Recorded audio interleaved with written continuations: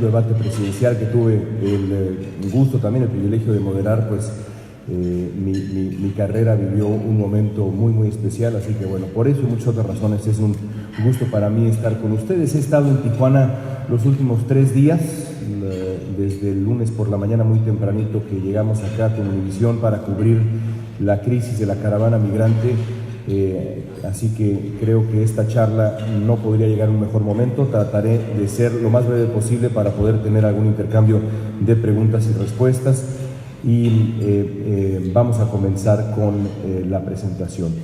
Evidentemente, para entender cómo llegamos aquí y sobre todo qué sigue, qué es lo que nos espera a partir del 1 de diciembre con el nuevo gobierno de México, que se encontrará un gobierno enfebrecido en Estados Unidos, el gobierno de Donald Trump, hay que entender el pasado, porque no es posible entender la dinámica entre México y Estados Unidos actualmente sin lo que ocurrió desde el año 2015. Y ahí es donde quiero comenzar. El 16 de junio del 2015, México enfrentó un reto auténticamente inédito. Por primera vez en la historia de Estados Unidos, un candidato abiertamente nativista se presentó buscando primero, evidentemente, la candidatura del Partido Republicano y luego, al ganar la candidatura, buscando la presidencia de Estados Unidos. Esto en realidad nunca había ocurrido. Por supuesto, el nativismo en Estados Unidos no es nuevo, no solo tiene precedentes el nativismo en Estados Unidos, sino que es parte incluso del experimento americano. Son las dos caras de este país que ustedes conocen perfectamente bien, porque en gran medida son incluso ciudadanos también de Estados Unidos. La historia de Estados Unidos tiene dos caras. Una, ese rostro que ha dependido de la experiencia migrante, es un país construido por, para y desde los migrantes, pero el otro lado de esa moneda ha sido el rechazo del extranjero, del otro. Así le ocurrió en su momento a los italianos, a los irlandeses, a los chinos, a los franceses, a los católicos y por supuesto a los alemanes, que formaron la gran migración del siglo XIX. A veces de pronto siento que se olvida en Estados Unidos que el equivalente a los hispanos en el siglo XX, en el siglo XIX fueron los alemanes, entre ellos la familia Drumpf, que con el tiempo, con unos meses, aprovecharía las leyes y la bienvenida de Estados Unidos y se cambiaría el nombre a Trump. Y apenas 2 generaciones después tendrían al nieto del inmigrante como presidente de esa nación. Así que el nativismo no es nuevo en Estados Unidos, pero sí es nuevo, o era nuevo, tener a un candidato con tanta potencia tan cerca de Estados Unidos. Para el gobierno mexicano, para el gobierno federal, Donald Trump presentaba, insisto, el reto más grande, el desafío más grande en al menos 80 años en la relación bilateral. Y yo imagino que se habrán planteado preguntas como estas en Los Pinos. Primero, ¿cómo lidiar con un candidato nativista? ¿Qué podría hacer México para lidiar con un candidato abiertamente anti-mexicano, anti-hispano, anti-inmigrante como Donald Trump? ¿Cómo contrarrestar, después de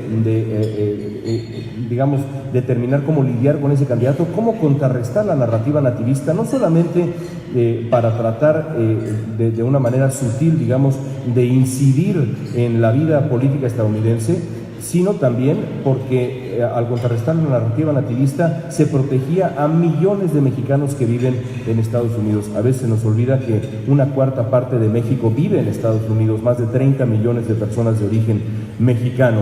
Y francamente yo creo que parte de la meta era cómo evitar su llegada al poder, sin por supuesto inmiscuirse de más en la política estadounidense, pero al gobierno mexicano estaba clarísimo, le convenía evitar la llegada al poder de Donald Trump.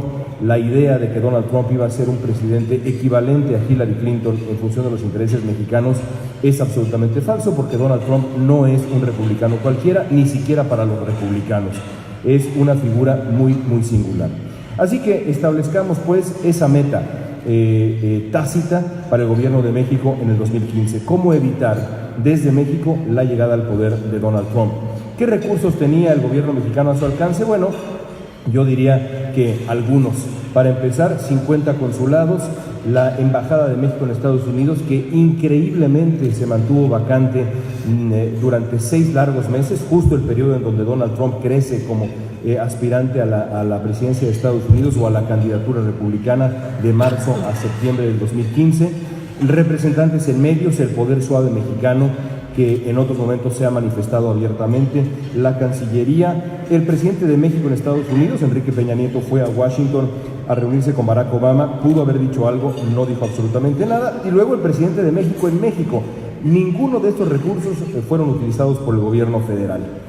Y bueno, algunos datos que ustedes conocen mejor que yo como empresarios, que podrían haber utilizado los representantes del gobierno mexicano para poner los puntos sobre las íes y aclarar la narrativa nativista que había puesto en juego el todavía aspirante Donald Trump en los medios de comunicación y en la discusión pública en Estados Unidos. Cualquiera de estos datos, que por cierto obtuve en 35 segundos en el propio portal del gobierno mexicano, podrían haber sido utilizados por el gobierno. Decidieron no hacerlo.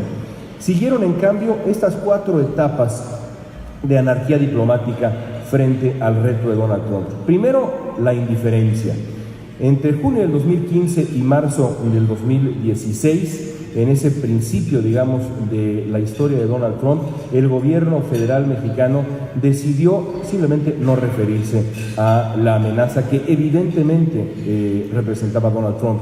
No olvidemos que Donald Trump tardó exactamente 100 segundos cuando bajó de esa horrenda escalera eléctrica dorada en el Trump Tower en Manhattan, tardó 100 segundos en comenzar a agredir a los mexicanos. Menos de 2 minutos tardó Donald Trump en comenzar a agredir a los mexicanos, en básicamente abrirse de capa y mostrarle al mundo que iba a ser un candidato nativista y que esa iba a ser su estrategia. Bueno, el gobierno mexicano dijo, primero, no vamos a hacerle el caldo gordo, no vamos a responderle, no vamos siquiera a mencionar su nombre. Ahí está la declaración en su momento del todavía presidente, aunque ya le quedan pocas horas, Enrique Peña Nieto. De la indiferencia se pasó, digamos, al apaciguamiento. De marzo a agosto del 2016, cuando Donald Trump se consolidó como candidato republicano y comenzó la carrera formal contra Hillary Clinton, ya las cosas, digamos, cambiaron y el gobierno de México empezó simplemente a llamarle ignorante a Donald Trump con mucha suavidad, ¿no? Claramente había una disciplina. A mí me parece hasta risible un poco como cuando uno recorre las declaraciones en aquel momento de la canciller Claudia Ruiz Massieu y de el futuro canciller Luis Videgaray, en ese momento hasta donde recuerdo secretario de Hacienda, y otras figuras del gobierno. Todos regresan a ese concepto. Claramente se reunieron en Los Pinos estos genios y decidieron que lo que había que hacer es decir, no, es un ignorante, y hasta ahí. No pasó a mayores. Nadie se presentó en los medios de comunicación en Estados Unidos, en Fox News, nadie dio la cara para defender lo que es México por sí solo, pero sobre todo México en función de los Estados Unidos. Nadie absolutamente lo hizo. Después llegamos a agosto del 2016, un momento clave en la historia moderna de México, y creo que de verdad no exagero. Y por supuesto clave en la definición de la relación entre México y Estados Unidos, siendo México gobernado por Enrique Peña Nieto y Estados Unidos en aquel momento todavía gobernado por Barack Obama, pero en ciernes, en camino de realizarse una elección que al final ya sabemos cómo terminó. Esa dinámica entre los dos gobiernos se definió a finales de agosto del 2016, cuando faltaban escasos meses para la elección presidencial. No está de más recordar cuál era el estado de la campaña presidencial en ese momento, el famoso State of the Race. En agosto del 2016, después de las convenciones de los dos partidos, Donald Trump vivía su momento de mayor debilidad. No hay ninguna duda. Había despedido a Paul Manafort, este hombre que ahora pues está al borde de la cárcel en Estados Unidos como su jefe de campaña, y había traído a una figura todavía más oscura, el señor Steve Bannon, para que dirigiera su campaña. Se había peleado con Khizr Khan, este hombre cuyo hijo falleció en batalla. Se había peleado, algo que es impensable, con una familia de estrella dorada, es decir, cuyos hijos han peleado, han sido parte de las Fuerzas Armadas y han perdido la vida. En fin, era una crisis absoluta. La campaña de Donald Trump estaba a la deriva. El margen promedio en las encuestas en ese momento era de 6.3%, que es un margen muy considerable. Es decir, el candidato presidencial republicano iba francamente a la baja. Con estos datos, en algún momento, alguien en Los Pinos decidió que era la ocasión ideal para invitar a Donald Trump a visitar la Ciudad de México, recibiéndolo prácticamente, quitando algunos detallitos mínimos, como un jefe de Estado. ¿Quién lo decidió? Uno de los grandes misterios de nuestro tiempo. En cualquier caso, vale la pena regresar a lo que definíamos hace unos minutos como la meta del gobierno de México frente a un candidato abiertamente antimexicano, violentamente antimexicano como Donald Trump, rodeado, como ya veremos más adelante, de gente absolutamente violenta en función de la agenda migrante.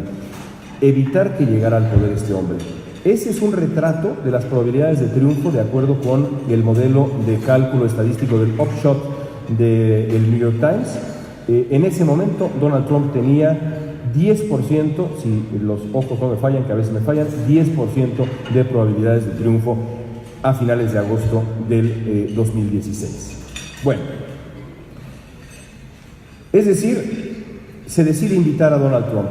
Y ahí está una declaración del secretario de Gobernación Osorio, tratando de explicar para qué se le había invitado a Donald Trump, para sensibilizarlo. ¿Por qué era necesario invitar a Donald Trump a Los Pinos para sensibilizarlo? Vayan ustedes a saber. Lo que ocurrió después, lo sabemos todos. Pero hay que pensar en la política, es interesante pensar en términos de lo que cada político necesitaba, cada figura necesitaba. La figura más necesitada era Donald Trump, sin duda. Necesitaba un cambio de narrativa. Venía a la baja, necesitaba un cambio de narrativa, necesitaba transmitir viabilidad, necesitaba verse presidencial, llegar a algún lugar en donde le pusieran un bonito podio, ponerse junto a un jefe de Estado y que la gente en Estados Unidos dijera: ah, caray, este hombre no es un payaso, es mucho más que eso, es un potencial presidente. Necesitaba fuerza, necesitaba viabilidad. Y eso solamente lo podía obtener con un gesto precisamente como la visita a México, que era un gesto absolutamente inédito de ese calibre en la historia moderna de México. ¿Qué buscaba o necesitaba Enrique Peña Nieto? Alguien decía que lo que se buscaba era darle estabilidad a los mercados. ¿Por qué se necesitaba darle estabilidad a los mercados con una campaña claramente hasta ese momento definida? Vayan ustedes a saber. O quizá estamos frente a un hombre que sufre de masoquismo. Yo todavía no lo entiendo, quizá con el tiempo lo comprenderemos mejor. En cualquier caso, esa imagen que ven ustedes ahí, que todos recordamos, con Donald Trump parado como candidato presidencial republicano, no lo olvidemos, junto al presidente constitucional de México, es una imagen que queda para la historia. Como queda para la historia el momento en donde Donald Trump se refiere al muro y Enrique Peña Nieto, parado a la derecha de Donald Trump, no se anima ni siquiera a contradecirlo, a tocarlo con el pétalo de una rosa. Por supuesto, horas después Donald Trump regresa a Estados Unidos, a Arizona, y da su discurso más violento antiinmigrante de toda la campaña, rodeado con su círculo de radicales nativistas, entre los cuales estaba Rudolph Giuliani con aquella gorra blanca que decía "Make Mexico Great Again", es decir, una burla absoluta. ¿Cuál es el resultado de esto que vimos? Yo no estoy diciendo y nunca diré que la visita a México le dio el triunfo a Donald Trump, porque eso sería una tontería. Pero también sería una tontería, quizá mayor, asumir que no le ayudó. Le ayudó, por supuesto, porque consiguió lo que quería. Las probabilidades de triunfo de Donald Trump apenas un mes después eran, de acuerdo con el Upshot, 30%. ¿Qué ocurrió después de la visita? Pánico absoluto, absoluto. Y ofrezco una disculpa, pero como periodista tengo que ser riguroso en la manera de citar, y ahí hay una cita de palabras dichas por el presidente de México. Así que lamento para, los presentes que tengan que leer eso, pero así lo dijo Enrique Peña Nieto. Videgaray renuncia, asume la culpa, se echa la culpa de lo sucedido. Hillary Clinton declina una invitación que me consta, porque lo he hablado con la campaña Clinton, en realidad nunca ocurrió, pero a medias y a destiempo declina esa invitación. Hay acercamiento fallido con Obama y con Bill Clinton en reuniones internacionales. Evidentemente rechazan el acercamiento con Enrique Peña Nieto, presidente de México, y entonces de pronto el presidente de México se da cuenta que, digamos, no lo voy a decir, no lo voy a citar, se equivocaron. a limitar al presidente Trump. El resultado de esta historia que me ha tomado, esta triste historia que me ha tomado 15 minutos contarles, es, y por esto quería yo traerlo a colación en este momento, es el establecimiento de una dinámica. Esa dinámica de debilidad-fortaleza entre los dos gobiernos es una dinámica que todavía sufrimos de mil maneras, que todavía está con nosotros y que habrá que ver si va a cambiar de aquí en adelante. Es una dinámica que le ha hecho mucho daño, creo yo, a México, y le ha hecho mucho daño también, sobre todo, a los mexicanos en Estados Unidos, o no sé si sobre todo, pero sí también. El 8 de noviembre de 2016 traté de encontrar el tipo de letra más horrendo posible, porque esa fecha, pues la verdad es que nos duele a todos todavía. Voy a quitar ese rostro para que no se indigesten ahí con los chilaquiles. Gana Donald Trump la presidencia de Estados Unidos. La reacción inicial es, bueno, esto va a ser una oportunidad, es una oportunidad, y entonces Enrique Peña Nieto inmediatamente dice: caray, felicito al presidente Trump, estoy seguro que vamos a poder trabajar muy bien juntos. A lo que Donald Trump seguramente para sus adentros responde: ya verás cómo vamos a trabajar, una vez que se estableció la relación de debilidad, la dinámica debilidad-fuerza entre ambos países.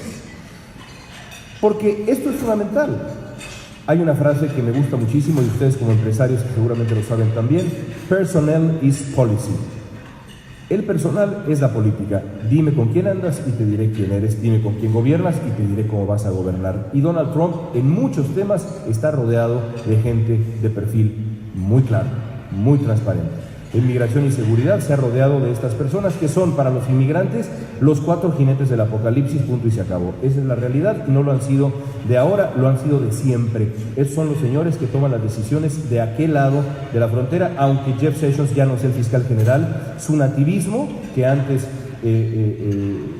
surgía del Senado, en su larga carrera como senador de Alabama, se mantiene y está en el corazón del nativismo estadounidense con Donald Trump. Lo mismo con Stephen Miller, que trabajó años con Jeff Sessions y que sigue estando a la derecha del señor Trump en la Casa Blanca. Lo mismo John Kelly y por supuesto Chris Kobach, este hombre que se dice es el gran artífice de las leyes antiinmigrantes en Estados Unidos. Perdió ahora la elección para ser gobernador de Kansas, pero se dice que va a sustituir a la secretaria Nielsen.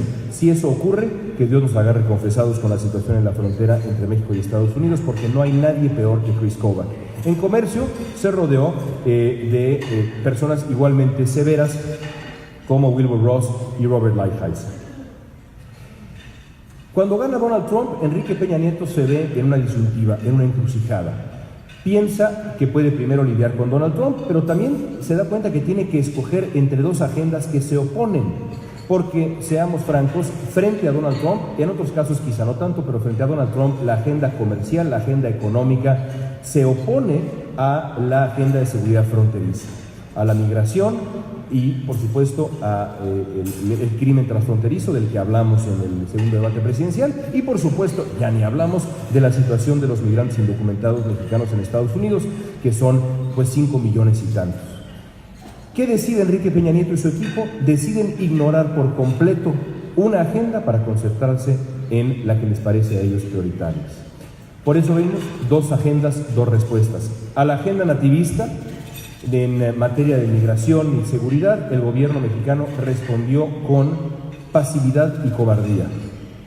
La comunidad mexicana indocumentada en Estados Unidos se sintió absoluta y brutalmente desprotegida, con historias que yo veo absolutamente todos los días y que son de verdad descorazonadoras.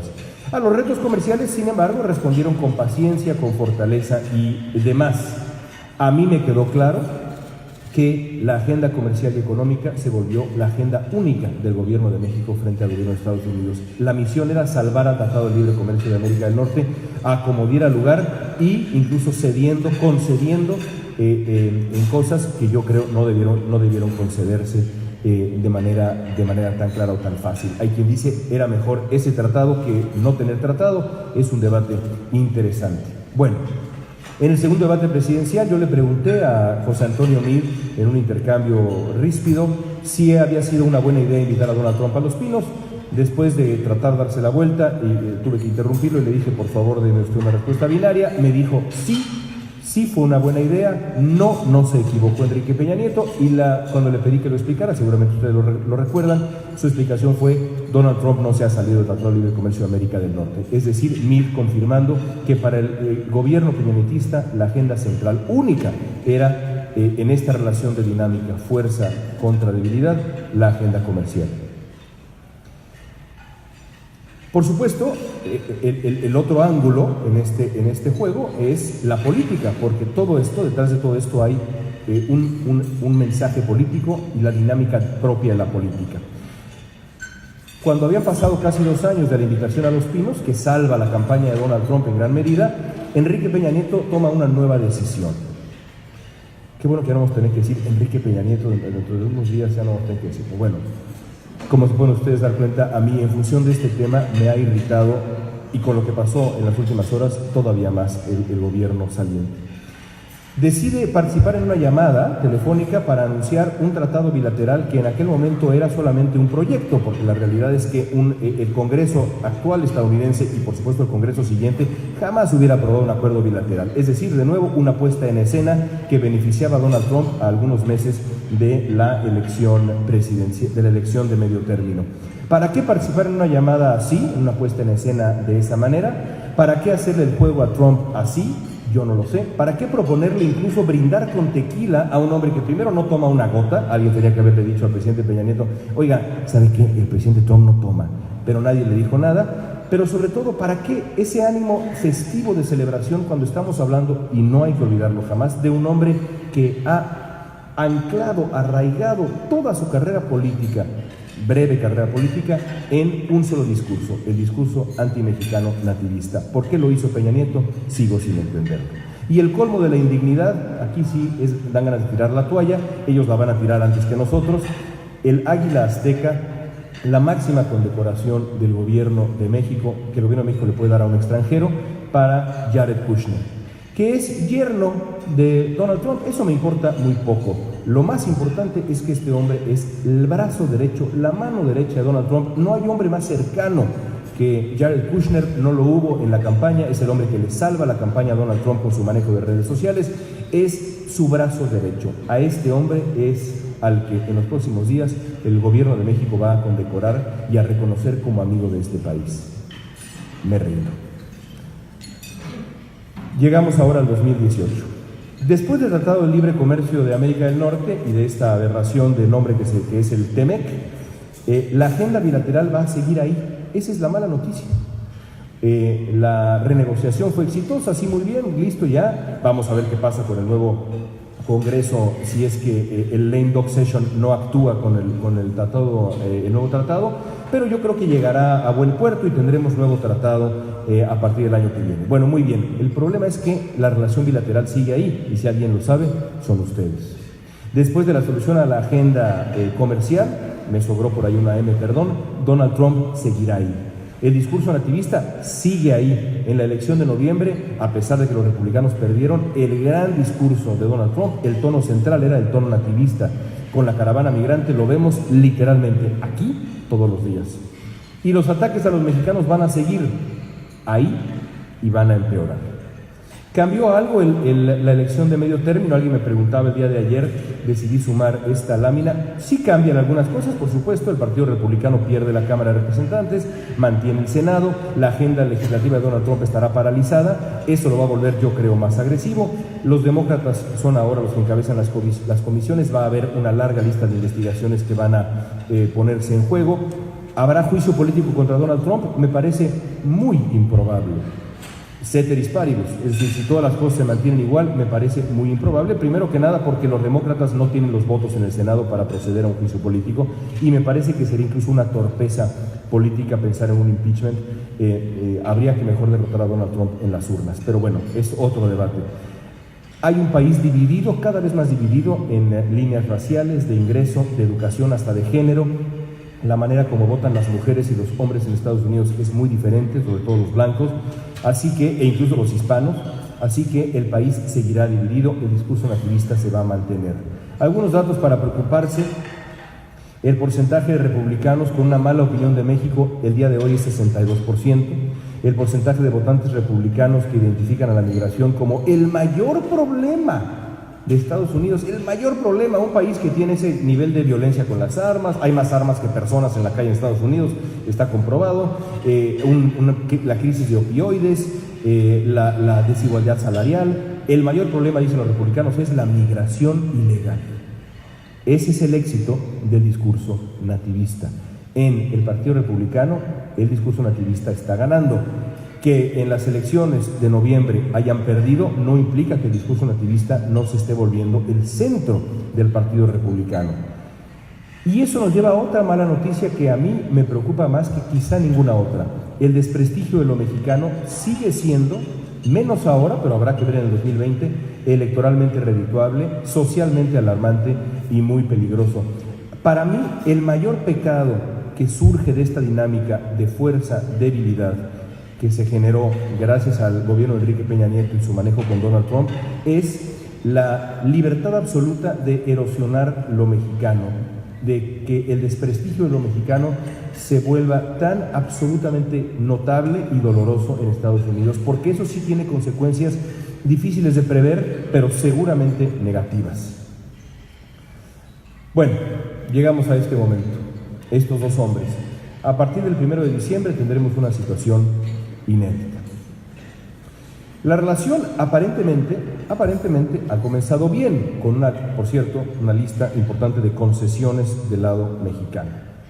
Pero no cabe la menor duda que estamos frente a dos populistas, dos proteccionistas, a su manera, dos nativistas, aunque me resisto, digamos, a usar esa etiqueta muy dura con Andrés Manuel López Obrador. Por eso me quedo con dos proteccionistas, dos personas poco interesadas en el mundo, sin duda alguna, dos personas que insisten en que sus países son primero, Mexico first, podría decir, si hablara inglés López Obrador, como dice, la verdad, como dice Donald Trump, America first. Son dos personalidades evidentemente, claramente narcisistas. Si no nos quedaba claro antes de la elección, creo que ahora nos queda perfectamente claro a qué grado Andrés Manuel López Obrador es una personalidad narcisista. Eso puede ser positivo o negativo. Generalmente en la política eso es negativo. Podría tener un buen desenlace. Yo no le deseo más que éxito al presidente de México, sobre todo lidiando con el señor que está en la Casa Blanca. Son dos personalidades con estas características que podrían coincidir 6 años si Donald Trump gana la reelección. 6 años. Oh. Bueno, algunos motivos para el optimismo en cuanto a Estados Unidos. Yo soy optimista en cuanto a Estados Unidos. La elección de medio término, la famosa ola azul, en efecto ocurrió en la Cámara de Representantes. Hay una oposición robusta a escala local, estatal y también federal. Lo que pasó en California es impresionante. Ustedes conocen Orange County, seguramente hacen negocios ahí, tienen amigos ahí, un área claramente conservadora. Todo Orange County flipped, todo Orange County ahora es demócrata. Es notable lo que pasó en ese sitio. Las minorías emergentes, los hispanos están milagrosamente votando más.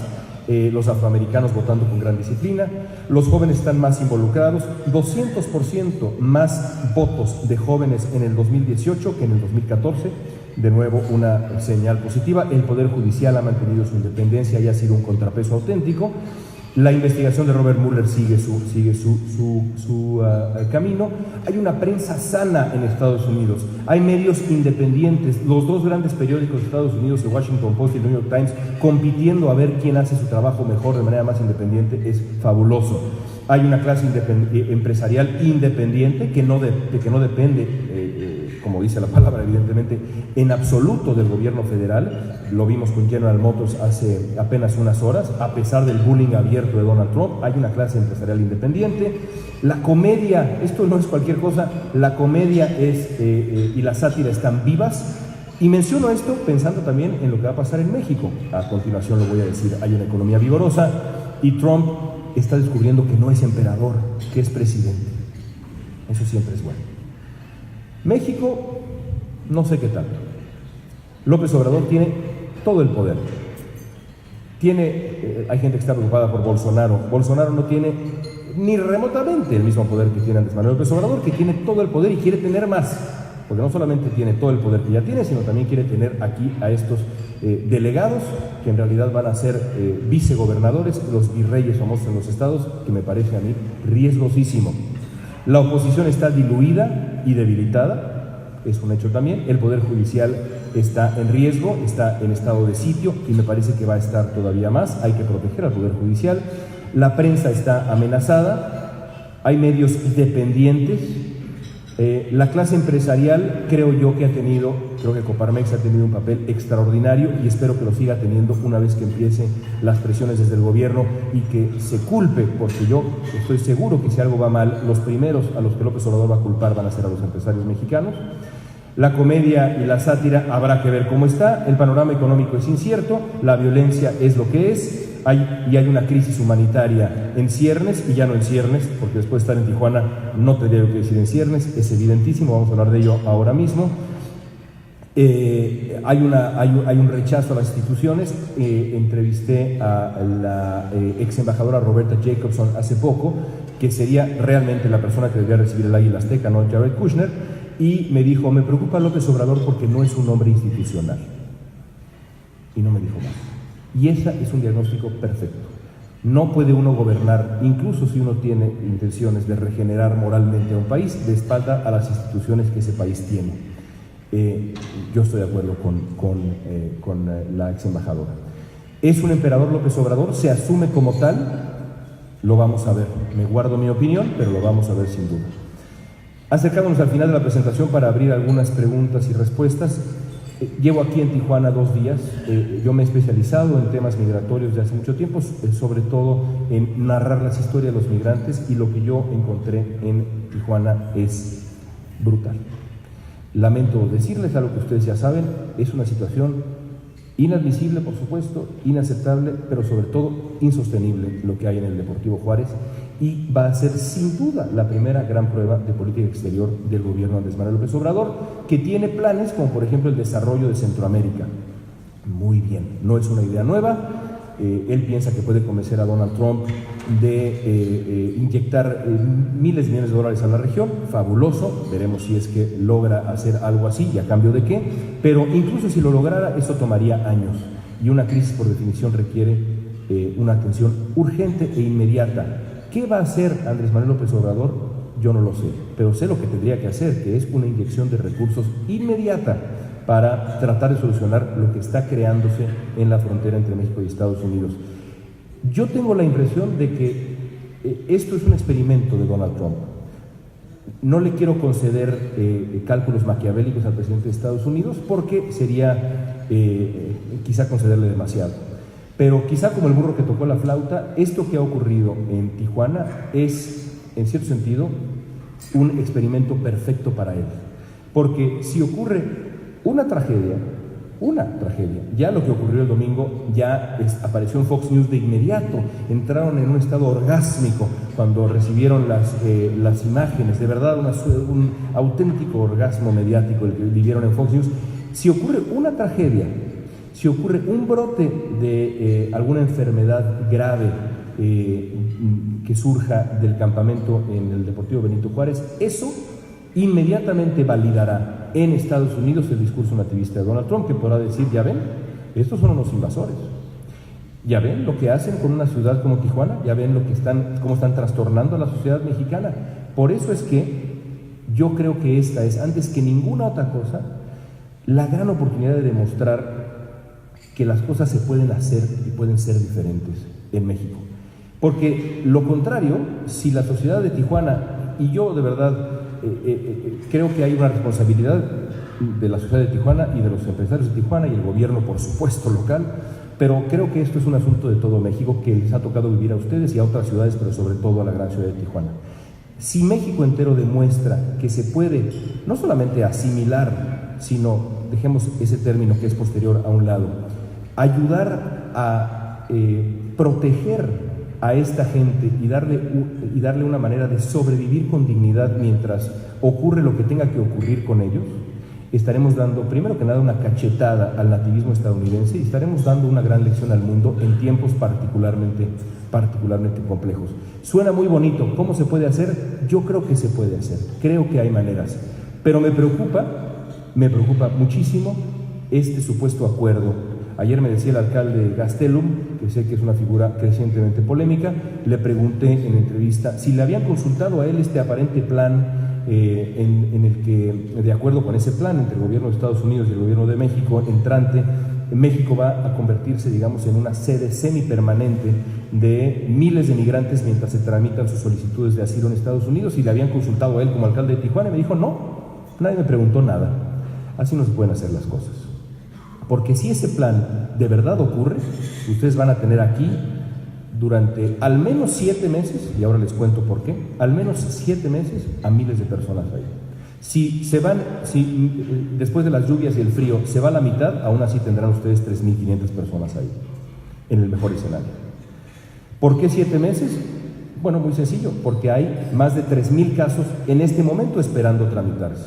El primer caso del primer hondureño entrará a el proceso para solicitar asilo, refugio, en Estados Unidos en marzo. Primer caso, de acuerdo con los cálculos de las propias cortes estadounidenses. Estamos hablando de meses. Ese acuerdo es una concesión enorme que debería poner en alerta a toda la sociedad mexicana. Es un tema de verdad de una gravedad muy preocupante. Y yo creo que el debate está entre la asimilación o el repudio.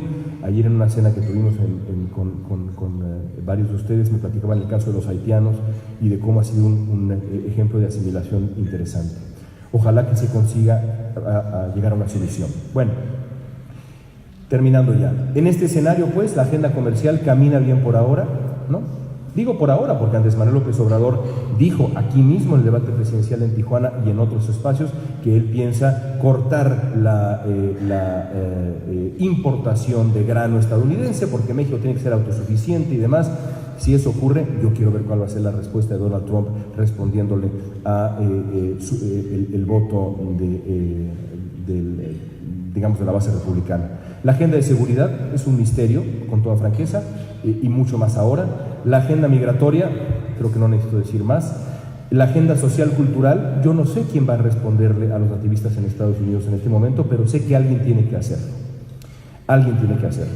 Me da optimismo que en la Secretaría de Relaciones Exteriores se está nombrando a gente muy capaz, que el canciller futuro Marcelo Ebrard se está rodeando de gente de carrera muy capaz. Ojalá que eso ayude a solucionar la situación, que será un reto creciente porque, no nos engañemos, pase lo que pase, en el 2020 Donald Trump va a regresar con este mensaje y México volverá a ser el villano designado. El reto futuro para nuestro país es muy sencillo: volver a ser en el imaginario colectivo estadounidense el socio natural de Estados Unidos, que nos vean como una oportunidad, no como una amenaza, el socio, no el antagonista. ¿Estaremos a la altura todos, la sociedad mexicana y sobre todo el nuevo gobierno federal, esa gran interrogante que tenemos frente a nosotros? Pues más nos vale. Muchas gracias.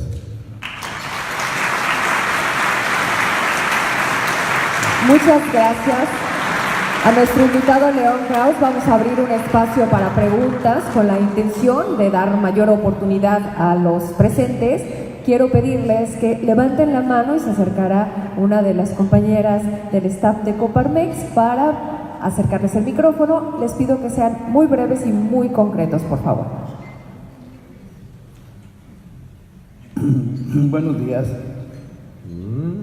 Mi nombre es Gerardo Mora Quiñones, señor contador público.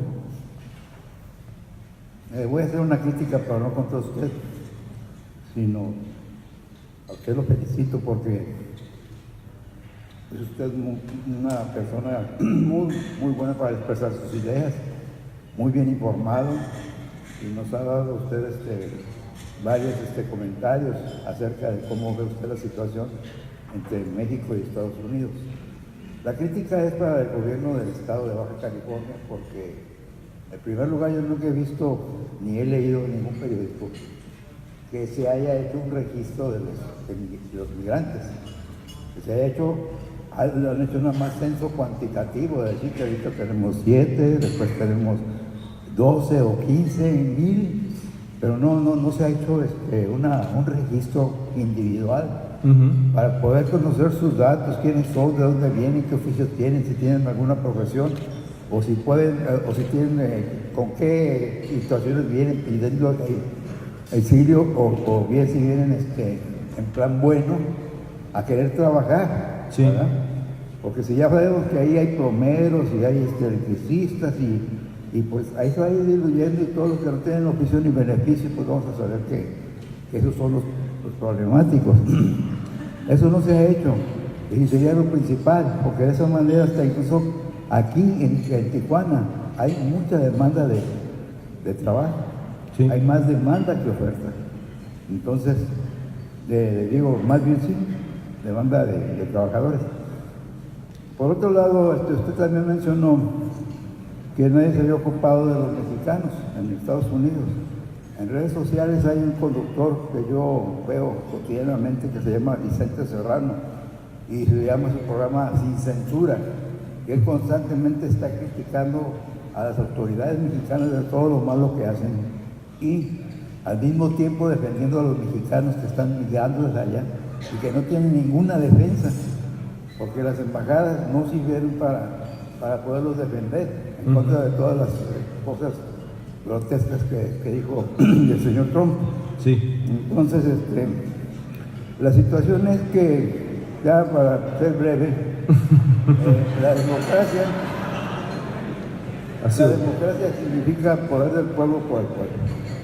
Está de acuerdo conmigo. Entonces, partiendo de eso, hay dos tipos de democracia. Y una tercera, la democracia representativa y la democracia participativa. Pero la democracia representativa que ha habido desde hace 36 años ha sido una democracia de simulación, ¿verdad? Entonces, lo que yo veo y que siempre estoy analizando, lo bueno para México, es que el señor López Obrador lo que quiere hacer con sus consultas, que participe el pueblo en las decisiones importantes. Y sabemos que hay oposición y que es bienvenida la oposición para que haya una mejor situación. Entonces, primeramente termino felicitándolo, licenciado Kraus. Gracias. Gracias a usted. Muchas gracias. Bien. Vamos a ver si me apoyan, por favor. Tenemos en la parte final del espacio para dar oportunidad de varias inquietudes que queremos expresar. Va a ser bien importante que nos digan directamente y de manera muy concreta la pregunta, a fin de aprovechar pues todo lo que queremos saber de nuestro invitado. Gracias. Entonces, vamos adelante. Su nombre y su pregunta concreta, por favor. Solo mientras caminas para allá, solo decir que estoy completamente de acuerdo en que hay que tener un registro muy claro de las personas que están aquí. El alcalde me dijo ayer que él ha intentado llevar eso a cabo y que la Comisión Nacional de Derechos Humanos, de acuerdo con él, no se lo ha permitido. Me parece que eso habría que aclararlo, evidentemente. Y sobre la democracia participativa, yo estoy de acuerdo 100% en la validez de la democracia participativa, pero me parece que las consultas como han sido planteadas hasta ahora no es democracia directa, sino democracia dirigida. Si usted hace una consulta en donde usted hace las preguntas, usted imprime las boletas, usted cuenta los votos, usted establece los centros de votación, usted escoge quién va a contar los votos, las preguntas son inducidas. Es decir, me parece que eso no es un ejercicio de democracia participativa, y a mí me duele, y lo he dicho en redes sociales, y el verbo es dolor, el verbo es que me duele, y que un hombre que ha dedicado toda su vida política a exigir el respeto de los métodos y del rigor democrático avale algo de este desaseo. Como Andrés Manuel López Obrador. Me ha decepcionado profundamente el asunto de la consulta, es decir, preguntarle a la gente, ¿está usted de acuerdo en construir un tren que fortalecerá la economía de todo el sureste mexicano, sí o no? Bueno, pues eso es una burla, pues. Es una burla absoluta, ¿no? Yo espero que no le gane lo peor de sí mismo, Andrés Manuel López Obrador. Gracias por su comentario. Muchísimas gracias. Adelante, por favor. Muy buenos días, mi nombre es Enrique Salinas, microempresario local, y mi observación es la siguiente. En tres presentaciones, tres láminas anteriores, diapositivas habla de un escenario muy catastrofista, por decirlo de una manera, acerca de que la libertad de expresión va a sufrir, va a ser como limitada. Habla acerca de la seguridad y todo en un panorama muy pesimista. Actualmente ya estamos viviendo ese panorama.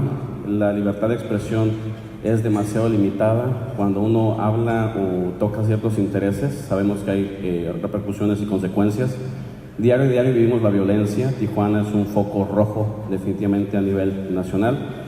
Pero también lo que quería comentar es que nos hemos olvidado del mercado nacional, de las producciones locales. Estaba viendo una estadística acerca de lo que es el Black Friday y el Buen Fin, y dice que 3 pesos de cada 5 de las empresas en las que consumimos se van para el extranjero. Entonces también considero que hemos olvidado y hemos dejado de apoyar a los pequeños microempresarios locales, y hemos apoyado más a los extranjeros. En este caso, aunque habemos empresas que hacemos negocios con ellos, también hemos dejado de lado a los productores locales y nacionales. Yo pienso que si impulsáramos, apoyáramos y fomentáramos más el consumo local y nacional, también podríamos tener mejores percepciones y un crecimiento con mejores expectativas. Gracias. Estoy de acuerdo. ¿Habría algún comentario adicional por parte de nuestro expositor? Ok, vamos a la...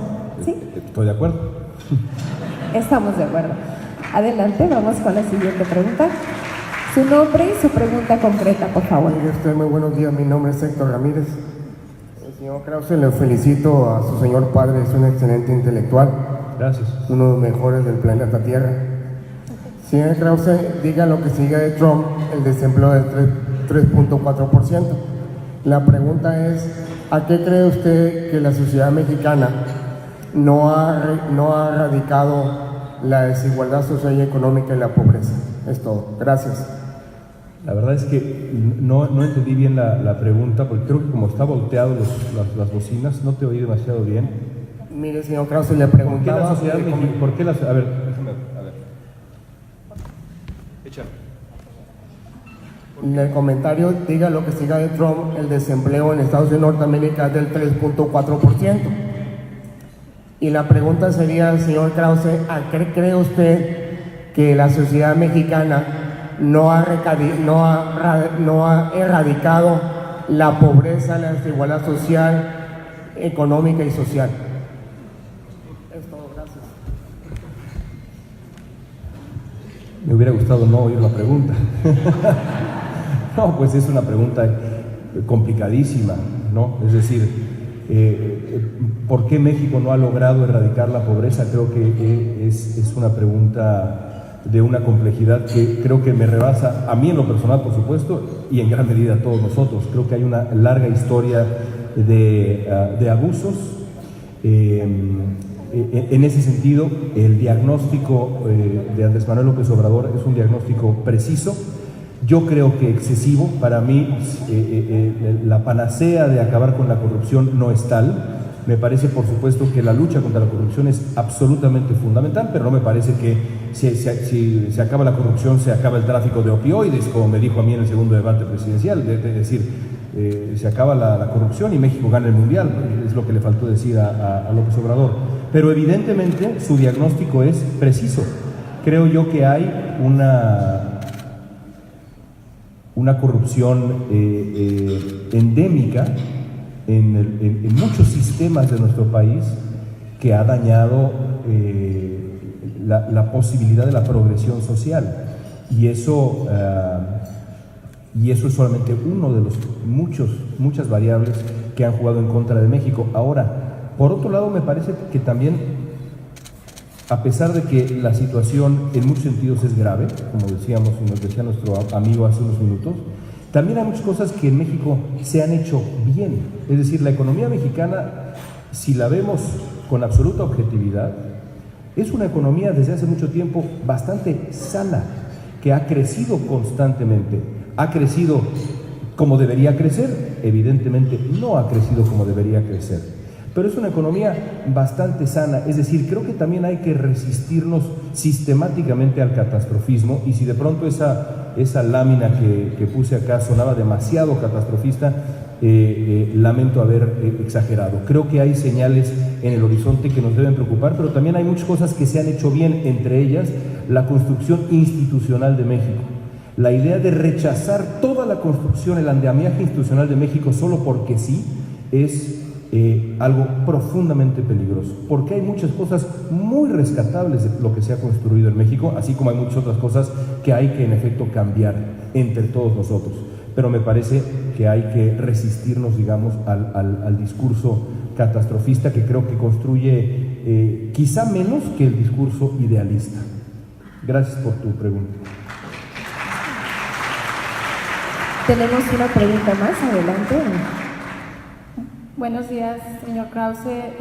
Soy fiel seguidora de sus podcasts, de todas las piezas que ha hecho de periodismo, y me gustaría aprovechar esta oportunidad para preguntarle acerca del fenómeno que se ha creado a raíz de López Obrador como actor principal. Este fenómeno del antagonismo dentro de nuestra sociedad. En el caso de Trump ha sido apuntar al exterior, pero creo que Andrés Manuel López Obrador ha creado división dentro de la sociedad mexicana. Lo que en redes sociales pues vemos como el chairismo y los fifís, ¿no? Y este término acuñado primero por nuestro presidente electo. Me parece sorprendente cómo personas han dejado de ser críticas ante la presencia de López Obrador y han olvidado ese sentido de crítica y en eso se escuda el presidente electo para crear consultas, para ahora lo de la constitución moral. Me gustaría saber cuál es su opinión ante este fenómeno de división dentro de la sociedad mexicana.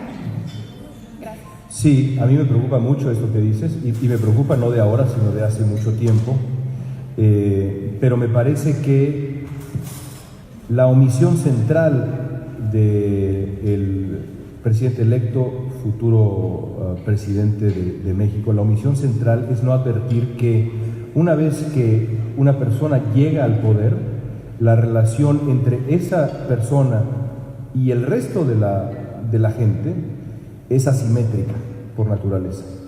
Es decir, cuando él dice, yo voy a seguir desenmascarando a los periodistas fifís, y lo voy a hacer todavía cuando sea yo presidente, no advierte, porque quiero derecho de réplica, no advierte que por naturaleza, por principio, la relación entre los críticos del poder y el poder es asimétrica.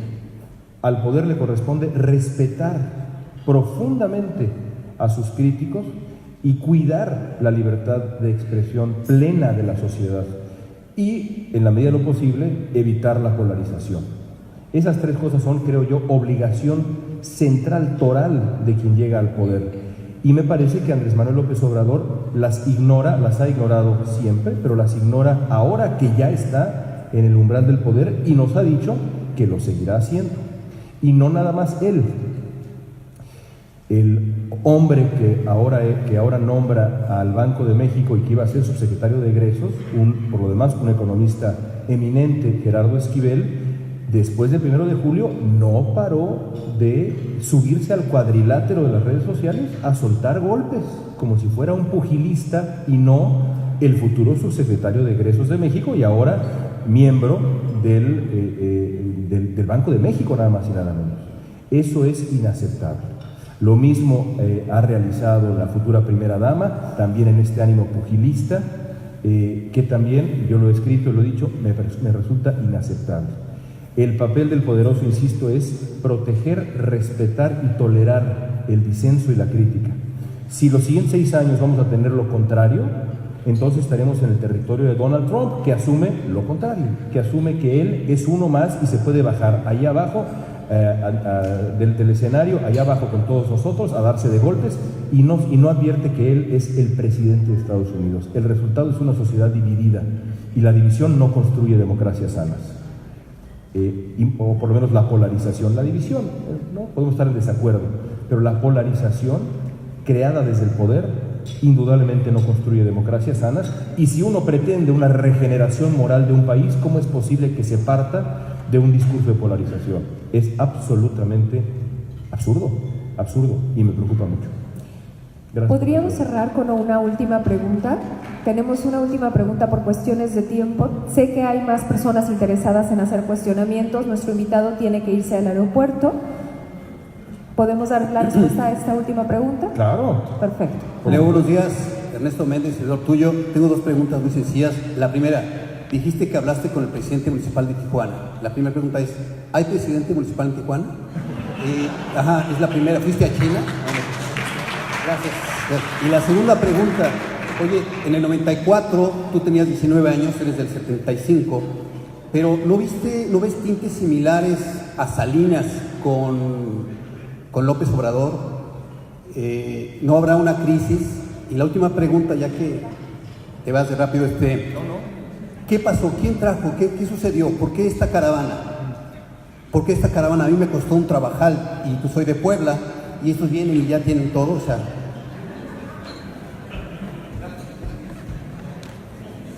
Había un señor en una oficina ayer.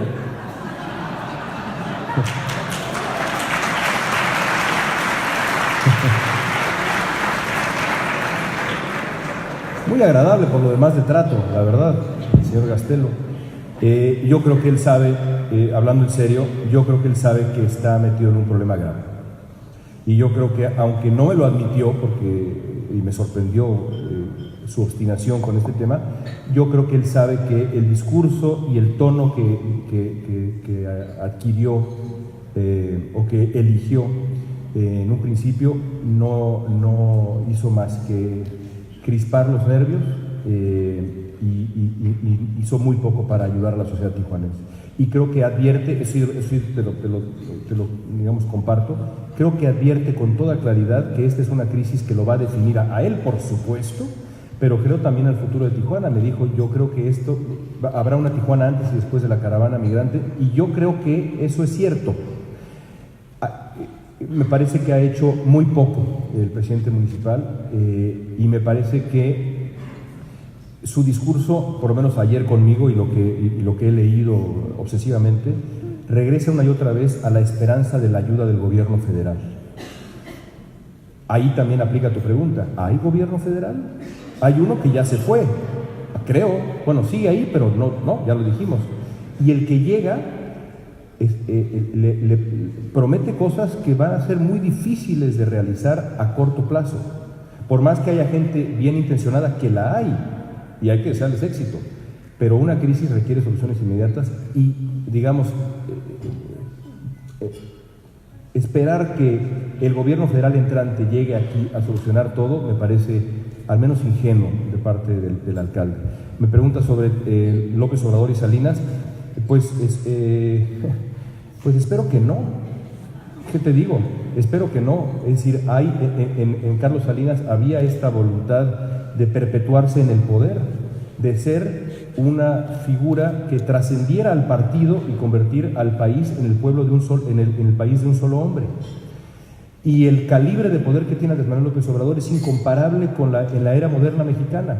Incluso para un hombre de vocación plenamente democrática, para un hombre tolerante, para un liberal auténtico, tener este calibre de poder es peligroso. Ahora, para un hombre que ha demostrado otras tendencias, es muy peligroso. Esperemos que nos equivoquemos. A nadie nos conviene un presidente desbocado, ¿no?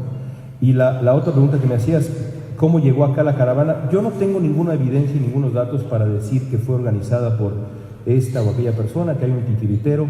Lo que me queda claro es que hay en el sistema, o hubo en el sistema de conformación de esta caravana, que es, por cierto, y esto también ustedes lo saben muy bien, solamente la caravana o la manifestación más visible de una crisis humanitaria que lleva ya mucho tiempo en Centroamérica. Mucho tiempo en Centroamérica. No es de hoy ni de hace 2 meses, es de hace mucho tiempo. Creo que en ese sistema en donde se formó la caravana, hubo voces, no sé si de los medios de comunicación en Honduras o de quién, que les prometió algo que es imposible de cumplir. Es decir, la idea de que iban a viajar en caravana y iban a estar más seguros es un hecho y por eso se viaja en caravana, pero que iban a llegar a la frontera e iban a encontrar las puertas abiertas y solicitud de asilo en los puntos de ingreso, en las garitas, y un arco iris, que es evidentemente lo que alguien les dijo. Creo que es evidente que ese engaño ocurrió, porque lo he escuchado una y otra vez en los últimos 2 días. Nos dijeron que esto iba a ser diferente, pero yo de verdad los invitaría a, en vez de preguntarse por qué, cómo es que llegaron aquí, por qué, hay que ser pragmáticos y asumir que están ahí, y yo creo que la gran mayoría no se va a ir a ningún lugar. Entonces, ojalá que pasemos, ahora sí como en las etapas de duelo, de la negación al pragmatismo, y a decir, bueno, muy bien, qué coraje que llegaron y que tienen todo esto y yo vine de aquí, de acá. Sí, muy bien, lo comparto, pero ¿cómo se va a solucionar? Esa es la gran pregunta, y la respuesta inicial tiene que ser con recursos y con voluntad política. No sé si haya ni lo uno ni lo otro, por desgracia. En fin, y con gracias por tu pregunta. con esta profunda reflexión que nos dejó con más preguntas, es así como concluimos y agradecemos enormemente la exposición y la disponibilidad de nuestro invitado León Krauss. Gracias. Muchas gracias por estar con nosotros en Coparmex esta mañana. Muchísimas gracias a todos los presentes Un gran también. placer. Y bueno, así es como concluimos.